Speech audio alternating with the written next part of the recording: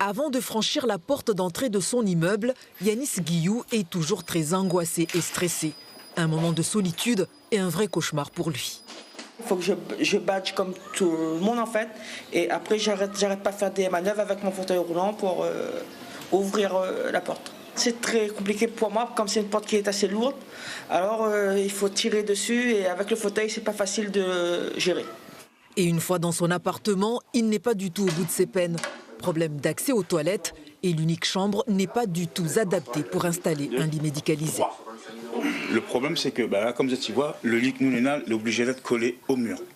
Et avec un lit médicalisé, il ne peut pas être collé au mur comme ça. On est obligé d'avoir 1 mètre de distance au minimum entre le lit et le mur. Chose que nous ne peut pas mettre ici. Une situation bien connue de son bailleur social puisque le couple a multiplié les demandes de relogement entre 2016 et 2019. Au lieu d'une solution, les demandes auraient été radiées à 2 reprises sans explication. Il y a une semaine, on leur propose enfin un logement, mais selon eux, pire que celui-ci. Nous, on se pose des questions pour nous en fait. Est-ce que le bailleur ne se fout pas de nous?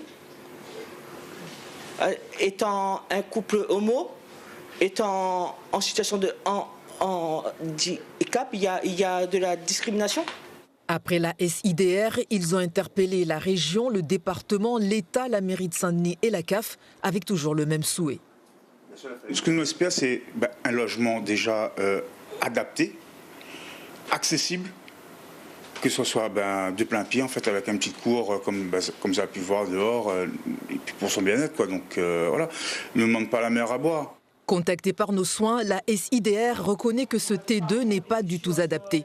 Le bailleur s'engage à leur proposer un autre logement aux normes d'ici 1 mois.